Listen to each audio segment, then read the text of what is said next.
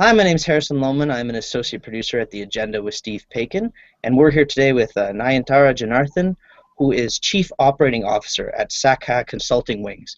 This is the nonprofit behind Cabs for Women by Women, which is an all-female taxi service out of New Delhi. I'd like to know, and our viewers would like to know as well, is sort of how a company like Cabs for Women by Women is formed. What are sort of the ideas behind it? Well, clearly, Sakha is a company that aims to provide safe and alternate travel solutions to women in urban India. And the first city we targeted was New Delhi. And since then, we have moved to Jaipur and Gurgaon. And it was no rocket science. I mean, there was a need for safe mobility for women, and women needed to feel safe in the public space. We wanted to provide a level playing field to women across the spectrum, and just make life easier for women, and also provide a sustainable livelihood option to women from the resource poor and marginalized backgrounds. So the both came together perfectly. When we launched this service, we were able to provide this sort of a livelihood option for women from the resource poor communities, and as well we were able to provide a service that women in Delhi could use and feel safe, and work shoulder to shoulder with men, and just feel safe out in the city. I was wondering if you could explain for us. You have quite a unique sort of hiring process where you pluck your employees. I'm wondering if you could explain that to us.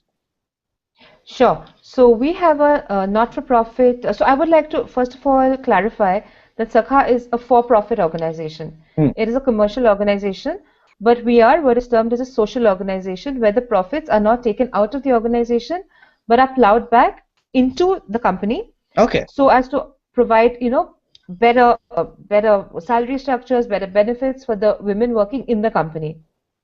And our not-for-profit partner is Azad Foundation. So Azad Foundation and Sakha together make up what is known as the Women on Wheels enterprise.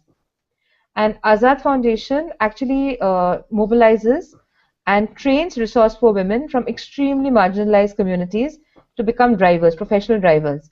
And after that, Sakha finds jobs for these women. So if you look at it, there are three pillars to the entire Women on Wheels program. The first is the outreach and mobilization program, wherein Azad Foundation's mobilizers go into the communities. And these are the slums and the rehabilitation communities we're talking about in Delhi, Gurgaon, and Jaipur. And they mobilize women to actually come and join the program, because women in these communities have never heard, they've never considered driving as an option. And then I'm just wondering how many people within India you'd say are actual female drivers. How many drivers on the road in India are actually female? It's very difficult, but if I were to guess, I would say less than 100. Well, female professional drivers. Of course, a lot of women drive their own cars. So when these female professional drivers, when they get on the road, what's the experience like for them when they're in a sort of roads dominated by men? Well, I can talk about Delhi because that's where our service is tried and tested. We've been in the market for the last since 2009. And we offer two services in Delhi. We offer a chauffeur placement service as well as a cab service. So yeah, I mean, because we have women who are driving in uniform, they immediately stand out as not being the owners of the vehicles, and they do get a lot of looks, they get a lot of stares, they get certain very derogatory comments. Very often male drivers offer to back their car out of the parking lot or park their car for them.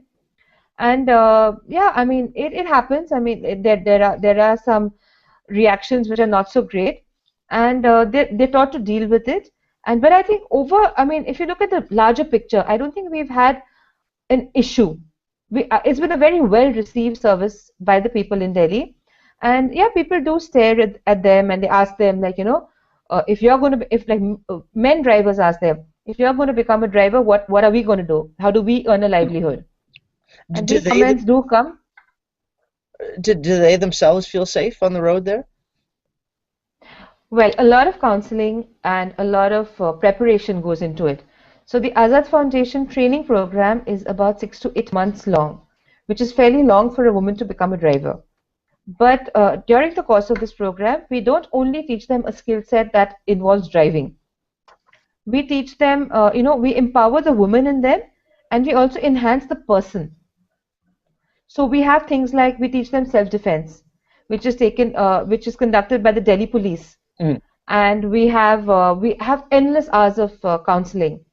We share safety tips with them. We tell them how to keep themselves secure in an environment which is unfamiliar to them. And I think the most important thing is that, yeah, they do, I'm sure, every time they start their car and they drive out of their, homes at 2 o'clock in the morning or three o'clock in the morning, I'm sure they do feel unsafe or they do feel scared. But over time, once they start driving, once they start getting out there, they do overcome these fears. Now, you It becomes a offer part of the job. for the everyday job there. You offer all-female cabs, and I know I've heard ideas thrown around in India of all-female commando units, which are basically women who are also trained, which would be sort of roaming the streets, providing security for women. And I'm wondering, sort of, to what extent you think women banding together to sort of provide safety from one another solves the problems that are facing New Delhi today. You know, at some level, it seems like segregation, as in you need to have a women's service to provide security for women. But I think where we are now, yes, we do need to come together. The women, the thing is, what we firmly believe is that for women to feel safe in an environment, in a public space, you need to have more public space in that same area. So if I'm a woman and I'm out at 2 o'clock at night and I'm surrounded by, equal proportionate of men and women, I would feel less unsafe than I was if I was a lone woman surrounded by men. And we realized that's not going to happen overnight, right? So to begin that, you need to have these kind of, women's services, like a commando service by women or drivers by women, or maybe going forward an all-women police force in certain areas of the city, just to enable women to step out of their homes and, be there. And that'll be like a domino effect. When you look into the foreign press and you see the label of New Delhi being considered the rape capital of the world, the rape capital of India, do you think it's a fair sort of label? Is that a fair analysis, a fair description? Delhi has proved time and again that it is, it can be unfair or it can target a woman. And I mean, I will not say that, I will not agree that it's a fair tag to put on Delhi, because I don't think it's a rape capital of the world. I think a lot of crimes against women that happen in Delhi receive a lot of coverage because Delhi being the capital of India, Delhi being covered by international and national press all the time, and because it has got this tag, anything that happens, any incident that happens in Delhi is very widely reported. That yes, another one, another one, another one. But there are other cities. There are countless, rapes and molestations and abuses and crimes against women that go unreported. And so I don't agree personally that Delhi deserves the tag. I don't think any city deserves the tag of the rape capital.